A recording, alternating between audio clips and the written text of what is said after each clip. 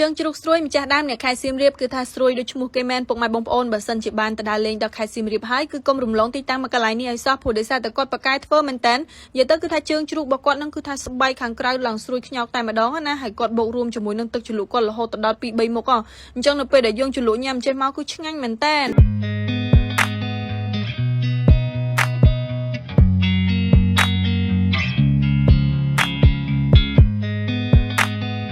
តាំងដែល Two Sister ទៅនេះគឺស្ថិតនៅខាងកើតស្តុបទលេសាបខេត្តសៀមរាបពុកម៉ែបងប្អូនគឺនៅលើផ្លូវជាតិលេខ6នឹងផ្ទាល់តែម្ដងហើយនៅកន្លែងគាត់នេះគឺថាមានឡដុតប្រចាំនៅនឹងអញ្ចឹងពេលដែលពុកម៉ែបងប្អូនទៅទិញញ៉ាំអីគឺអត់ពិបាកទេបើសិនជាយើងចង់ញ៉ាំក្តៅគឺគ្រាន់តែកំងគាត់ទៅប្រាប់ថាចង់ឲ្យគាត់ជួយកម្ដៅឲ្យគឺគាត់កម្ដៅឲ្យភ្លាមតែម្ដងគឺថាងាយស្រួលមែនតើហើយសម្រាប់ជើងជ្រូករបស់គាត់នេះវិញគឺស្រួយតែម្ដងពុកម៉ែបងប្អូនគាត់មានទាំងជាប្រភេទសាច់ជ្រូកក៏ដូចជាគ្រឿងក្នុងអីថែមទៀតណាហើយសម្រាប់គ្រឿងក្នុងជ្រូកនេះគឺគាត់មានប្រឡាក់ជាមួយនឹងគ្រឿងបែបនេះពុកម៉ែបងប្អូនអញ្ចឹងនៅពេលដែលយើងញ៉ាំទៅគឺមានជាតិមែនតើមិនចាំបាច់ជ្រលក់ជាមួយនឹងទឹកជ្រលក់ក៏ឆ្ងាញ់ដែរព្រោះដោយសារតែបានជាតិមកពីគ្រឿងដែលគាត់ប្រឡាក់ខាងក្រៅហ្នឹងហើ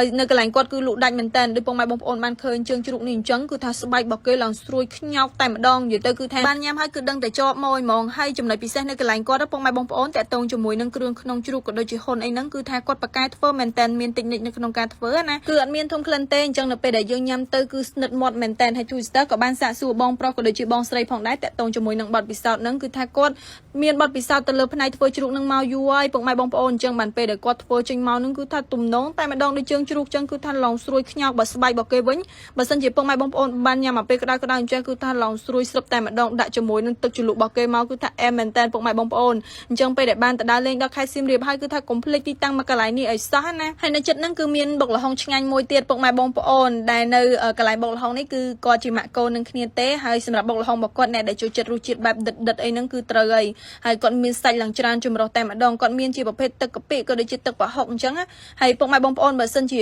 ទៅដល់ហើយចូលចិត្តរសជាតិបែបណាអីគឺថាអាចកំងបានមកសេរីមកស្រឡាញ់តែម្ដងហើយអ៊ីគឺគាត់រស់រាយរាក់ទាក់មែនតើហើយនៅទីនេះគឺគាត់មានបើកលក់ចាប់ពីម៉ោង3កន្លះរសៀលរហូតដល់ម៉ោង9យប់អញ្ចឹងសម្រាប់មួយដែលធ្លាប់បានទៅញ៉ាំនៅកន្លែងអ៊ីអ្នកខេត្តសៀមរាបក៏ដោយអ្នកពេញក៏ដោយធ្លាប់បានទៅញ៉ាំហើយទទួលបានរសជាតិបែបណាអីជួយ comment ប្រាប់ Twister ផងហើយសម្រាប់ទឹកជ្រលក់របស់គាត់គឺមាន3ប្រភេទដែរពុកម៉ែបងប្អូនមានជាប្រភេទទឹកត្រីកោះកុងទឹកម្ទេសក៏ដូចជាម៉ាំនិយាយទៅគឺថាម៉ាំប្លែកហើយពិសេសជាងគេតែម្ដង Twister ដែលបានជួបទេប៉ុន្តែនៅពេលដែលយើងយកម៉ាំមកផ្ទាប់ជាមួយនឹងជើងជ្រូកបែបនេះឆ្ងាញ់មួយយ៉ាងតែពុកម៉ែបងប្អូននិយាយទៅគឺទទួលបានរសជាតិប្លែកបូករួមជាមួយនឹងស្បែកជ្រូករបស់គាត់ចេះទៀតមកគឺអូយពុកម៉ែបងប្អូន Twister បញ្ចូលសលេងបដាចាប់ផ្ដើមនឹកឃើញឃ្លានទៀតហើយនិយាយទៅបើសិនជាសៀមរាបនៅចិត្តពេញអីមិនដឹងល្អមកទេពុកម៉ែបងប្អូនជីទៅញ៉ាំហើយត្រឡប់មកពេញវិញអីចឹងណាហើយបើថាបុកល្ហុងរបស់អ៊ីវិញក៏មិនណយដែរពុកម៉ែបងប្អូនគឺថារសជាតិបែបចេញមកដិតតែម្ដងហើយតាមបទពិសោធន៍គឺថាអ៊ីក៏ធ្លាប់ធ្វើការនៅក្រៅប្រទេសតាក់ទងជាមួយនឹងផ្នែកបុកល្ហុងនឹងខ្ទង់13ឆ្នាំហើយឥឡូវនេះគាត់ទៅតែត្រឡប់មកលក់នៅខេត្តសៀមរាបបានប្រហែលខ្ទង់3ទៅ4ឆ្នាំហ្នឹងណាប៉ុន្តែគឺថាមានមួយច្រើនមែនតើអញ្ចឹងសម្រាប់វីដេអូរបស់ Twister ថ្ងៃនេះគឺមានតែប៉ុណ្្នឹងទេពុកម៉ែបងប្អូនកុំភ្លេចទៅសាកល្បងញ៉ាំទាំងអស់គ្នា